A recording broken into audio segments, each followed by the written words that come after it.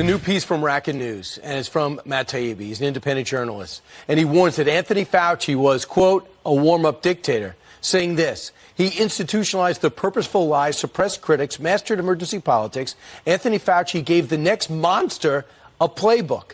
Matt Taibbi isn't talking in general terms. He's talking specific about what's been discovered in the months after the pandemic. Matt, welcome back. Tell me about the proximal origins. What's been discovered over the last few weeks that made you say something as bold as that? Well, this has been a story that's been in the works for months now. The first stage of it came when communications between the authors of a Nature Medicine paper called The Proximal Origins of SARS-CoV-2 came out.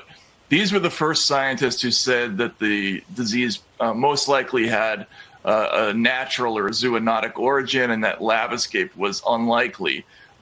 We later found out, through, among other things, through these papers and through these emails, that Anthony Fauci was intimately involved with the crafting of that paper, and moreover, that the authors of that paper actually had very strong suspicions that it came from a lab, and they had to get over those feelings to write that paper. But more recently, we learned that Fauci brought that paper and may have even brought one of the authors of that paper to the CIA to talk to the CIA analysts. He also went to the State Department and to the White House, and essentially was trying to suppress inquiry into the origins of COVID. So the first White House or the second, the Trump White House and the Biden White House, correct? Right. And you know what's also interesting, Matt, is the CIA still hasn't made a decision on where it came from, but the FBI did. It likely came from a lab leak. And now we find out he visits there. And what stands out for you about that? So this obviously is a problem when our most respected scientist is out there putting his hand on the scale as we try to find out the origins of a pandemic that's killing millions.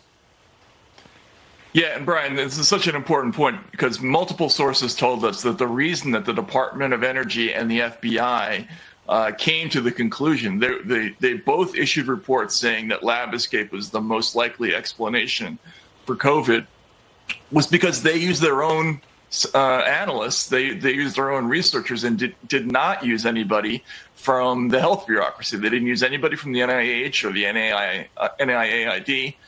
So because they did an independent investigation, which is exactly how you should do intelligence, they came to their own conclusions, which is not apparently what Anthony Fauci wanted. And that's key. I mean, without that kind of system, without the independence, you're not going to come to the correct conclusion.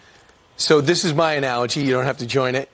But it's like a huge crowd watching a tree fall in the woods, hearing it, but denying they heard it. And you're the only one who would write this, and you can't believe outside the Wall Street Journal and the Oversight Committee that people aren't just jumping on this because it's not something that should be partisan. Right. I mean, we published this in Racket, and we co-published it with Michael Schellenberger and Alex Gutentag over at Public as well. We were some of the same people who worked in the Twitter files. We've gotten used to at this point being ignored on some of these stories, but this story has nothing to do with partisan politics. This is strictly about getting to the bottom of a still open major news mystery, which is how did this thing happen? And there's still no official explanation, and nobody seems to be on the case. And it's just baffling, Brian. I just don't understand why nobody wants to look at this. I do. Our audience does. Matt, thanks so much. We'll keep reading it, and I'll talk to you on radio later. Thank you.